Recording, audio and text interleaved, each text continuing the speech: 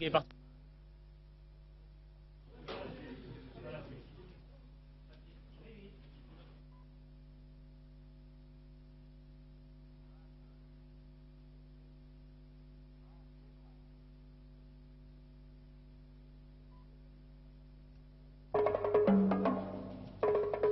baron Ampin enlevé à la sortie de son domicile parisien. Pour le moment, aucune demande de rançon de ses ravisseurs.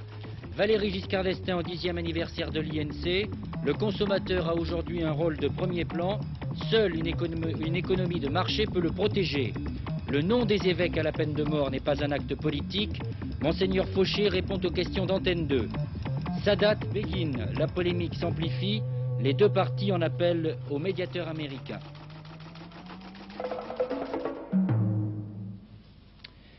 Mesdames, Messieurs, bonsoir. Cet homme qui est derrière moi est à la tête d'une des plus grosses fortunes de France. C'est un des 10 grands leaders de l'économie française, c'est le baron Ampin. Eh bien, ce matin, il a été enlevé en plein Paris. À l'heure qu'il est, personne n'est capable de dire quel est le mobile du rapt. Aucune demande de rançon n'a été formulée. Alors, s'agit-il donc d'un rapt à l'italienne, du style de celui de M. Révelli-Beaumont en avril dernier, ou bien d'un enlèvement à l'allemande, comme celui de Hans-Martin Schleyer en septembre? Rien ne permet encore de le dire.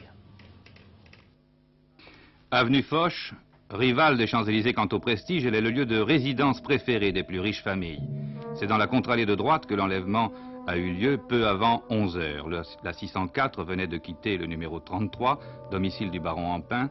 À hauteur du numéro 17, un cyclomoteur lui a barré la route. Une camionnette est là, en stationnement. Deux gangsters masqués en surgissent, revolver braqué. Le cyclomotoriste, lui aussi, sort un pistolet.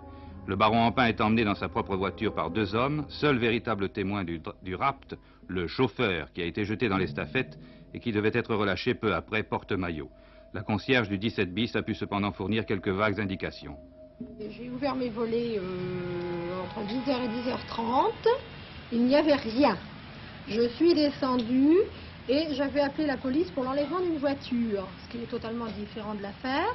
Et à ce moment-là, croyant que c'était la police, j'ai entendu du bruit, du claquement de portière et une voiture redémarrer. Et vous avez entendu du bruit? J'ai entendu du bruit, j'ai entendu des claquements de portière, oui, ça c'est certain. Voilà pour les circonstances. Toute une équipe de reporters d'Antenne 2 s'est mobilisée pour essayer de vous faire vivre heure par heure les suites de cet enlèvement. Alors le premier de nos journalistes, Gérard Mérigot, est au ministère de l'Intérieur, là où sont centralisés les éléments de l'enquête. Des éléments apparemment assez maigres qui ne permettent pas aux enquêteurs de choisir entre les deux hypothèses dont je vous parlais tout à l'heure. Vous allez écouter M. Berger. Alors, en l'état actuel des choses, les enquêteurs ne disposent pas d'éléments suffisants pour s'orienter vers l'une ou l'autre de vos hypothèses. L'Empire à la tête duquel était le baron Ampin, qui travaillait aussi pour l'énergie nucléaire, ne pourrait-il pas justifier, si vous voulez, le fait qu'il s'agisse d'un rapt politique? Comme je viens de vous le dire, les enquêteurs ne peuvent pour l'instant exclure aucune hypothèse. Est-ce que les ravisseurs étaient des professionnels à votre avis? Est-ce qu'ils savaient parfaitement bien où ils mettaient les pieds? Est-ce que quelque chose a été laissé au hasard? Le déroulement des faits tel que vous le connaissez prouve que l'opération était bien montée. Est-ce qu'il y a eu une demande de rançon? Est-ce qu'il y a eu des contacts dans la journée avec les ravisseurs? Pas à l'heure où nous parlons. Est-ce que le baron Ampin avait fait l'objet de menaces préalables? Est-ce qu'il vous en avait averti? Est-ce qu'il se sentait menacé? À notre connaissance, le baron Ampin n'avait pas fait l'objet de menaces. De quels éléments d'enquête concrets disposez-vous? Eh bien, de ceux qui sont connus depuis le début de l'après-midi et que s'efforcent d'approfondir et de vérifier les enquêteurs, c'est-à-dire sur le déroulement des faits, sur les véhicules en cause, et les témoignages et du chauffeur du baron Ampin et d'autres personnes qui ont aperçu une partie des faits. Vous parlez des véhicules, ils ont été retrouvés? Deux ont été retrouvés, un qui a été laissé sur place, un autre qui a été retrouvé près de la porte-maillot, qui était celui dans lequel a été transporté le chauffeur du baron Ampin. Quant à la 604 du baron, dans laquelle il a été enlevé, elle n'a pour l'instant pas été retrouvée. Dans quel état se trouve le chauffeur? Le chauffeur a été sérieusement choqué et fait actuellement l'objet de soins. J'ajoute que le président Giscard d'Estaing a demandé à son ministre de l'Intérieur, Christian Bonnet, de venir tout à l'heure à l'Élysée lui faire le point de l'enquête. Avec nous en direct maintenant, le général Buchalet, l'un des plus proches collaborateurs du baron Ampin à Creusot-Loire. Merci d'être avec nous, mon général. Alors, est-ce que vous pouvez formuler à l'heure qu'il est une hypothèse? Il n'y a absolument aucune indication permettant à l'heure qu'il est de formuler une hypothèse quelconque. Et c'est bien ce qui nous cause beaucoup de soucis et d'inquiétudes. Savez-vous si le baron Empain ou vous-même avez déjà reçu des menaces ces derniers temps? Je crois que le baron Empain n'avait reçu aucune menace ces derniers temps et même il n'en a reçu, je crois, jamais. Et c'est une des raisons pour lesquelles il n'était pas protégé d'ailleurs. En général, est-ce que c'est un homme qui se confie beaucoup, le baron Empain? Est-ce qu'il vous semblait inquiet, menacé en tout cas? Pas du tout, c'est un homme dynamique, très ouvert, sympathique, et il ne donnait pas du tout l'impression d'avoir quelque inquiétude. Naturellement, il savait pertinemment que, comme tous les managers en vue, il était exposé, mais enfin, il ne ressentait aucune inquiétude particulière. Pardonnez-moi de vous poser cette question, mais est-ce que le baron Empain est un homme d'une nature, disons, disposé à tenir le coup pour un pareil enlèvement qui représente, on l'a vu avec le cas de M. Révély-Beaumont, une performance physique très très difficile à supporter? Bien, vous savez, ça, on ne peut pas répondre. On peut dire simplement que c'est un homme sportif, très équilibré, en pleine vie, et par conséquent, on peut supposer que son tonus sera bon. Mais on ne connaît pas les conditions de la détention. Alors j'imagine que cela a dû créer une certaine émotion au sein de Creusot-Loire et quelles peuvent être les conséquences pour la société, pour la continuation de la société? Oh, l'émotion est évidemment grande à Creusot-Loire parce qu'il est toujours impressionnant de voir enlever le chef d'un groupe, bien sûr, et en plus l'homme était sympathique et nous l'aimions bien. Pour les conséquences pour la société, ça n'est vraiment trop tôt pour pas formuler quelque hypothèse que ce soit. Bien, je vous remercie beaucoup mon général. En attendant, François Cornet qui revient à l'instant du domicile, avenue Foch, du domicile du baron Empain, voilà ce que nous pouvons dire sur le rapt et l'enquête. Il nous reste quand même à mieux vous faire découvrir qui est le baron Édouard Jean Empain, président du groupe franco-belge Empain-Schneider, membre du bureau exécutif du CNPF, 41 ans, et nous vous le disions, la responsabilité de plusieurs milliards de francs. C'est au Creusot, berceau et symbole de l'industrie lourde française, que la puissance économique de ce baron belge se déploie de la façon la plus visible. Car si Édouard Jean Empain est l'héritier comblé d'une fortune ancienne, c'est aussi l'artisan acharné d'une puissance et d'une expansion récente. À l'âge de 32 ans, il parvient à prendre le contrôle du groupe Schneider au Creusot, malgré l'opposition formelle du gouvernement français et du général de Gaulle. Et à partir de là, le baron va réussir des offensives dans toutes les directions. Aujourd'hui, ses affaires touchent la métallurgie, les constructions mécaniques, les travaux publics, la banque, les chantiers navals, etc. Cet homme de 41 ans est le principal propriétaire d'un empire de 150 sociétés, 22 milliards de francs de chiffre d'affaires, 130 000 salariés qu'il dirige effectivement personnellement. C'est sans conteste, en dépit de son passeport belge, le premier capitaliste de France. Mais surtout, en 8 ans, il est devenu le seul pilote de l'industrie nucléaire française, par le contrôle de Creusot-Loire, les chaudières nucléaires, Framatome, les centrales à uranium enrichi, et Novatom, les surgénérateurs. C'est donc une situation unique dans le système industriel français que celle du baron Empain. Et le patronat l'a bien compris qu'il a convié récemment, cas exceptionnel pour un étranger, au bureau exécutif du CNPF. Riche, puissant, écouté, Édouard Empain est aussi un personnage connu pour son indépendance. Il considère qu'un chef d'entreprise doit avoir un pouvoir effectif de commandement et n'a jamais craint de se poser en défenseur de l'autorité. Je crois, disait-il récemment, à la famille, au travail et à la propriété. Alors c'est un peu plus qu'un grand patron qui a été enlevé ce matin. C'est un peu le symbole d'une certaine idée de l'économie. Voilà, à l'instant, François Cornet revient du domicile du baron Empain, avenue Foch, à Paris, donc à quelques mètres de l'endroit où il a été enlevé. J'imagine qu'il y a une certaine émotion et pas mal d'allées et venues. Est-ce que vous avez d'autres éléments à nous apporter, d'autres éléments de l'enquête? Pas d'éléments nouveaux. Les ravisseurs ne se sont pas manifestés, semble-t-il, au téléphone. Vous le confirmez, oui. On s'interroge, bien sûr, avenue Foch comme au ministère de l'Intérieur, rapt crapuleux ou enlèvement à caractère politique. On pense à Hans-Martin Schleyer, on pense à Révély-Beaumont. Pour l'instant, on s'est installé dans l'attente au 8e étage de l'appartement de l'avenue Foch. Pour l'instant, il n'y a pas d'éléments nouveaux. Bien, donc de toute façon, je vous le rappelle, minute par minute, je vous l'ai promis, les derniers développements de cette affaire en direct, avec bien sûr un point dans le journal de Patrick Lecoq aux 23h. Voilà, j'ajoute que, toujours à Paris, 3 gangsters qui projetaient d'attaquer une banque dans le quartier des Champs-Élysées ont été arrêtés par la brigade anti-gang dans des conditions, disons, assez tumultueuses. Les 3 malfaiteurs ont été blessés et un automobiliste de passage a été lui aussi touché par un gangster. Une politique de consommation pour la France, c'est ce qu'a essayé de définir le chef de l'État à l'occasion du 10e anniversaire de l'INC, l'Institut national de la consommation. Valéry Giscard d'Estaing ne s'est pas contenté de reconnaître au mouvement consommateur le droit d'exister. Il a aussi poussé les consommateurs à s'organiser et à s'insérer dans le circuit économique du pays. Mais il faut aussi que les consommateurs s'organisent et qu'ils constituent une force. Longtemps, notre vie économique et sociale a été monopolisée par le dialogue entre les entreprises et les travailleurs. Dialogue assurément indispensable, mais qui ne saurait être exclusif d'autres dialogues. Dans notre démocratie, il est nécessaire que les consommateurs deviennent des partenaires économiques et sociaux à part entière. Pour faciliter cette évolution, les moyens des organisations de consommateurs ont été accrus, leur représentation a été introduite dans les principaux organismes d'orientation de la vie économique et devra encore être développée. Je pense au cas du Conseil économique et social. La possibilité leur a été donnée de se porter partie civile. Cette action devra être énergiquement poursuivie et elle trouvera sa récompense dans le sentiment croissant de responsabilité des consommateurs eux-mêmes et de leurs organisations. Ainsi, mesdames et messieurs, ainsi le consommateur,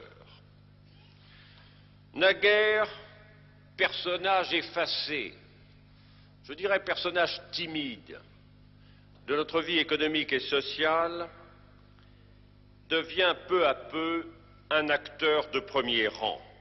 Et pour le président de la République, seules les économies de marché sont réellement au service du consommateur. Il y a longtemps qu'ici, à Antenne 2, nous suivons les travaux de l'INC et des mouvements qui travaillent parallèlement. Et je crois qu'on aurait tort de limiter leurs résultats aux simples tests comparatifs. Regardez bien, à travers les exemples qu'a sélectionnés Jean-Claude Alanic, en quoi l'INC a pu modifier des comportements ou baliser les dangers. C'était en 1972. Le talc contenait de l'hexachlorophène, un bactéricide jugé à l'époque inoffensif. Mais une erreur de dosage devait provoquer la mort de 13 bébés. Les mises en garde répétées du mouvement consommateur, alors encore balbutiant, furent tout à coup prises au sérieux. Et aujourd'hui, au moins 5 millions de Français lisent une revue de consommateurs avec comme première préoccupation leur sécurité. Dans le domaine de la sécurité, il y a eu des grandes batailles. Ainsi, des essais comparatifs qui ont été publiés par 50 millions de consommateurs ont montré que les sièges de sécurité pour bébés étaient pour la plupart dangereux. Et nous avons demandé que ces sièges soient retirés du marché. Il y a à l'heure actuelle une possibilité pour le gouvernement de retirer les produits dangereux pour la santé et la sécurité des consommateurs. On a supprimé les principaux colorants dangereux, donc ça veut dire qu'il n'y a plus de problème dans l'alimentation. Alors, cette bataille des colorants a été très importante pour la santé des consommateurs. Elle a abouti à la suppression de 9 colorants qui étaient soupçonnés d'être dangereux pour la santé et d'être cancérigènes, mais en même temps, elle a été récupérée par certains producteurs. C'est ainsi qu'on voit des camemberts vendus avec la mention sans colorant, alors qu'il n'y a jamais eu de colorant dans les camemberts.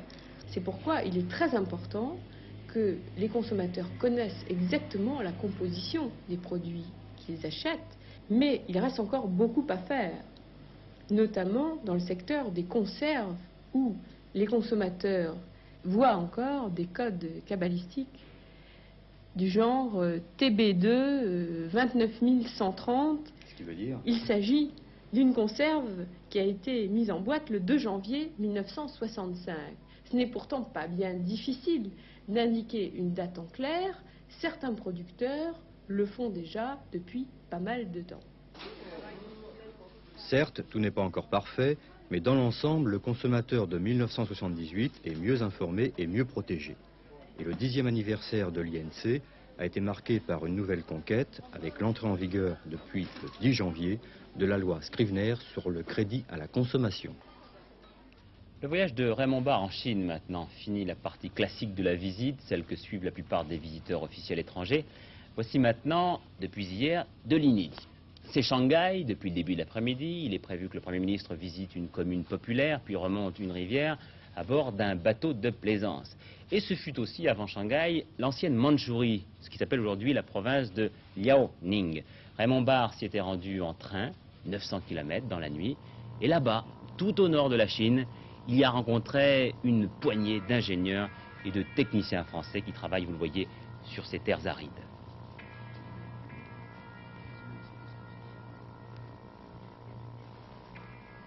Nous sommes donc en Mandchourie, dans le nord-est de la Chine, il fait moins 15 degrés. Monsieur Raymond Barre est venu visiter ici un exemple de la coopération, un exemple concret de la coopération franco-chinoise. Et un exemple aussi de l'ouverture de la Chine vers l'étranger en matière industrielle. Un exemple qu'il souhaite développer et qui le sera dans le futur, puisque les accords ont été signés, des accords long terme ont été signés entre les Chinois et les Français. Le complexe pétrochimique de fibres synthétiques de Liaoyang est l'un des plus importants projets de construction industrielle en Chine. Ses principales installations ont été importées de l'étranger. Des contrats ont été signés avec la France, l'Allemagne de l'Ouest et l'Italie. Et les travaux ont commencé en 1975. Ce complexe, qui occupe une superficie totale de 430 hectares, produira dès la fin de cette année du polyester, du nylon et du polyéthylène. Pour l'instant, 70% du complexe ont été installés, ce qui a nécessité le travail de 50 000 personnes. Non sans difficulté, les méthodes de travail des Chinois et celles des techniciens européens étant très différentes.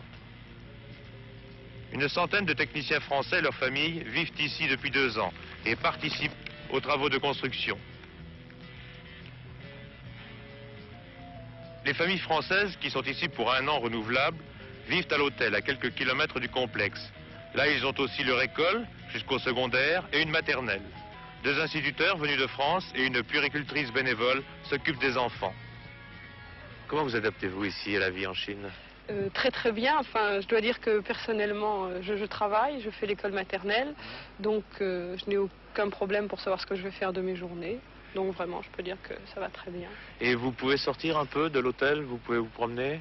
Oui, enfin, en ville, on peut sortir comme on veut, aller faire des courses, et même il y a des petites balades que l'on peut faire un petit peu en dehors de la ville, mais dès qu'on veut sortir vraiment du périmètre de Liaoyang, on est obligé d'avoir une autorisation. En fait, les femmes chinoises, on en voit très peu parce qu'il y a juste le personnel de l'hôtel en tant que femme. Et quand on se promène dans Liaoyang, on n'a que des contacts matériels, c'est-à-dire pour acheter quelque chose, ou on leur demande de nous vendre quelque chose. Et puis il y a le barrage de la langue. Et même si on commence à apprendre le chinois, on ne sait que quelques mots. Et on ne peut pas... Et puis d'ailleurs, ils ne nous répondent pas. Et l'autre jour, par exemple, j'essayais... On n'arrive pas à parler avec eux, ils fuient, les adultes. On n'arrive à parler qu'avec les adolescents et les enfants, en fait. Les adultes, ils ne sont pas encore habitués à nous et nous sommes des étrangers, on ne peut pas parler avec eux. Il n'y a qu'avec l'hôtel, à l'hôtel, avec les interprètes et le personnel de l'ascenseur, du restaurant et tout, qu'on arrive à parler et à se... Mais c'est vraiment des mots de tous les jours et aucune conversation. Pour vous montrer que la France restera toujours la France, même à 10 000 km de Paris, je vais vous dire ce qu'ont répondu les Français au Premier ministre qui leur demandait ce qui leur manquait le plus. Eh bien, ils ont dit du camembert et du saucisson. La réponse, apparaît-il, était unanime. La politique maintenant, 2 corrections de trajectoire à gauche comme dans la majorité. D'abord dans la majorité, Jean-Jacques Servan-Schreiber aujourd'hui donne bien le ton en déclarant « nous en avons terminé avec les querelles ». Toute la journée d'hier, Jacques Chirac avait donné l'exemple en se gardant de toute critique vis-à-vis de ses alliés. Et puis du côté de l'opposition, maintenant, cette réaffirmation assez solennelle et en tout cas très énergique de Georges Marchais aujourd'hui, le PC entend bien participer au gouvernement si la gauche l'emporte. Et si M. Marchais s'exprime avec tant de force, Noël Coppin, c'est peut-être que cela ne tombait pas tout à fait sous le sens ces derniers temps. Oui, effectivement, M. Marchais a réagi aujourd'hui une nouvelle fois, mais avec, me semble-t-il, une vigueur nouvelle contre certaines rumeurs, ou comme il dit, certaines interprétations qui ont été données de certaines de ses déclarations. Il a voulu effacer une fois pour toutes cette idée d'un parti communiste qui ne tenait pas à arriver au pouvoir dès le mois de mars prochain, et même d'un parti communiste qui, comme on l'avait dit, était prêt à attendre ce que l'on a appelé le prochain coup. Alors c'est pourquoi il a répété aujourd'hui à un déjeuner avec la presse, avec force et à plusieurs reprises, nous voulons la victoire, il y aura des ministres communistes. Alors qu'est-ce qu'on peut dire, des nuances ou des vrais changements profonds? Eh bien, écoutez, je ne crois pas qu'on puisse parler d'un changement d'attitude du Parti communiste. Le Parti communiste continue à tenir le même langage, mais tenant le même langage, il insiste maintenant sur d'autres mots et sur d'autres phrases. Pendant plusieurs mois, le Parti communiste a surtout insisté sur ses griefs à l'égard du Parti socialiste, c'était le thème du virage à droite, et maintenant depuis quelques jours, on l'a vu donc aujourd'hui même, et ces jours-ci déjà dans les discours que M. Georges Marchais a tenus en province, le Parti communiste insiste davantage sur sa volonté d'avoir la victoire avec l'ensemble de la gauche au mois de mars prochain. Alors, même si ce qu'a dit M. Marchais ne montre pas qu'il va changer, qu'il va indiquer sa tactique au deuxième tour, il se garde bien toujours de le dire, on peut quand même se demander si la situation n'est pas en train tout doucement d'évoluer sur la gauche. Peut-être après tout, M. Marchais et le Parti communiste s'est-il rendu compte que ces attaques contre le Parti socialiste, sondage aidant et peut-être aussi opinion publique aidant, n'étaient pas très payantes. On le verra bien. Dernière journée demain de la série des grèves ponctuelles déclenchées dans les PTT par la CGT et la CFDT. Demain, ce sera au tour des facteurs préposés d'arrêter le travail, donc peut-être des perturbations dans la distribution de votre courrier. Le charbon plus cher à partir de juillet, voilà ce qui résulte concrètement du renouvellement des contrats qui lient les charbonnages de France à l'État. L'État qui va progressivement autoriser les charbonnages à une plus grande liberté des prix. En clair, cela veut dire une augmentation du charbon industriel de 16% en 2 temps à partir de mai, et puis du charbon domestique, c'est-à-dire le charbon que vous pouvez utiliser pour vous chauffer, de 30% en juillet. 30%, je le précise, au départ de la mine, cela fait tout de même 16 à 17% de plus chez le Bougna. Et puis l'officialisation de ce que nous disions vendredi à propos des évêques français de la peine de mort. Nous vous avions commenté alors ce rapport qui concluait à l'abolition de la peine capitale en France. Et bien aujourd'hui, leur rapporteur s'explique. Il s'agit de Monseigneur Fauché, l'évêque de Troyes, celui qui déjà, au moment du procès de Patrick Henry, dans cette même ville de Troyes, avait appelé, disons, un apaisement des esprits. Monseigneur, vous faites également allusion à la violence de l'État qui donne l'exemple suprême. Et vous qualifiez même la peine de mort de meurtre prémédité. Oui, l'expression, nous le soulignons dans notre texte, est tirée d'ailleurs de M. Perfit. Ce n'est pas nous qui avons pris cette expression le premier. En effet, lorsqu'on veut lutter contre la violence, lutter contre ceux qui tuent, est-ce qu'il faut commencer ou continuer par là? Est-ce que c'est en tuant que l'on va résoudre le problème? Est-ce que c'est une réponse de violence contre la violence? Votre réponse, en tout cas, elle est non. Non. Elle est formelle. Nous disons non. Sinon, c'est la loi du talion, et on ne sait pas où on s'arrête, d'ailleurs. Quand on discute de la dissuasion, c'est pas parce qu'il y a un mort, une peine de mort de temps en temps. Il faudrait donc enchaîner davantage. Qu'est-ce qui veut aller jusque-là? Alors l'exemple suprême de la violence, c'est la société, c'est l'État. Bien, nous disons, si la société, si l'État lui-même ne rompt pas cet enchaînement de la violence, cette spirale de la violence, eh bien, il ne donne peut-être pas l'exemple qu'il pourrait donner de la défense de la vie sur tous les terrains. Si sur un point précis il manque, c'est mieux, nous pensons que c'est mieux pour lui de donner cet exemple-là, là aussi. Vous faites des hommes de cette société, en fait, des désespérés. Vous dites que la société ne leur donne le goût qu'à l'argent et leur annihile tout idéal. C'est vrai?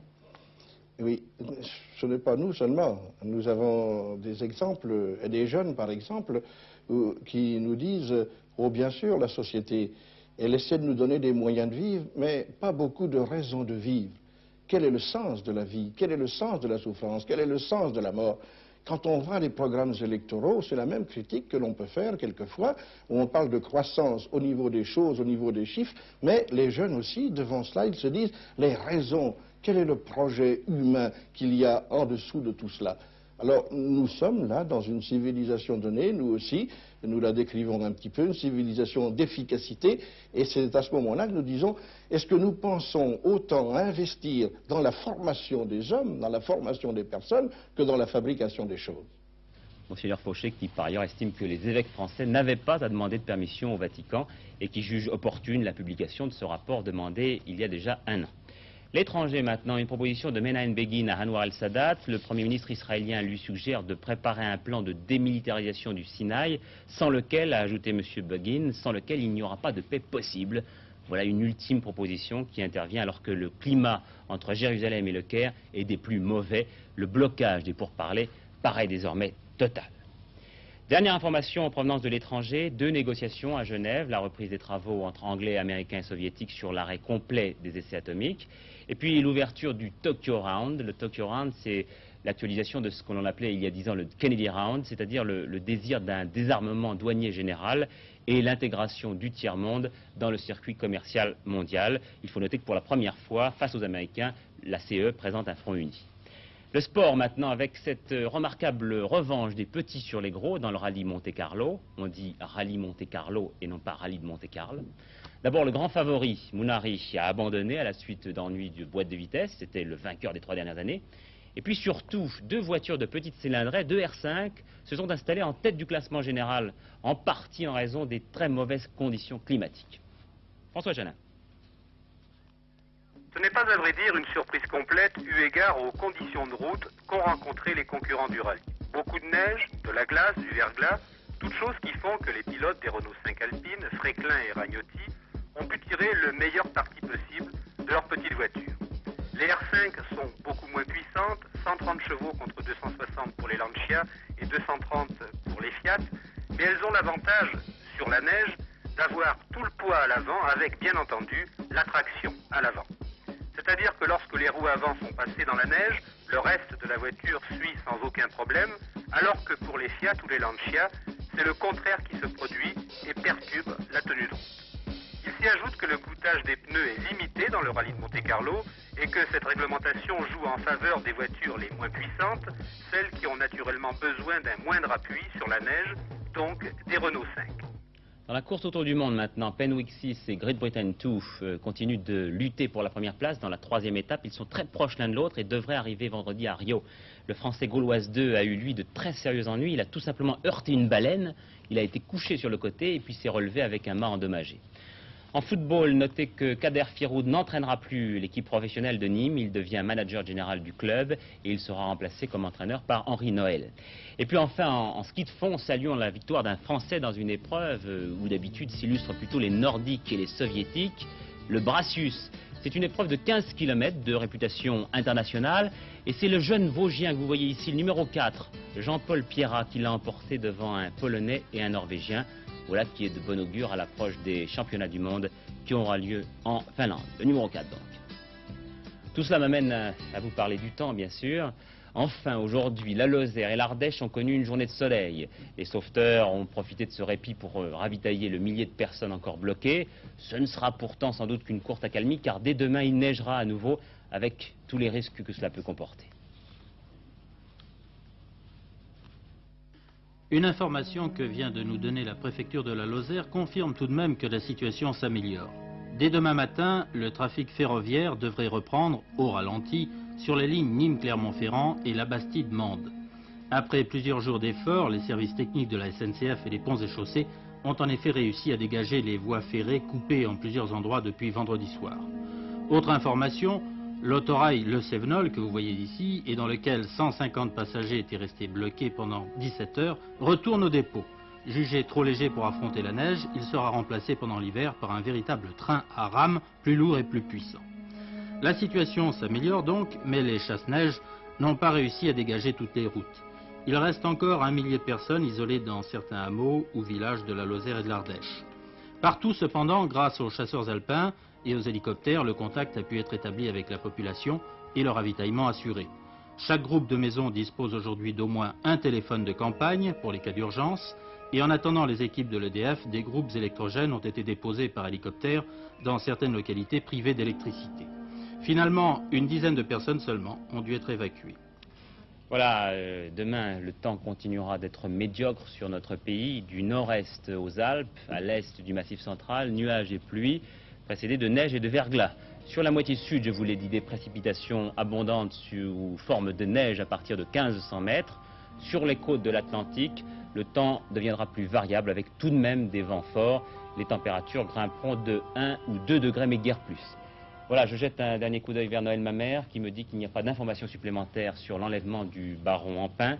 Voilà, s'achève maintenant l'actualité chargée, vous l'avez constaté, de ce 23 janvier 1978. À 23 h, je vous le répète, la dernière édition vous sera présentée par Patrick Lecoq. Je vous souhaite une excellente fin de soirée à l'écoute de nos programmes. Bonsoir et à demain.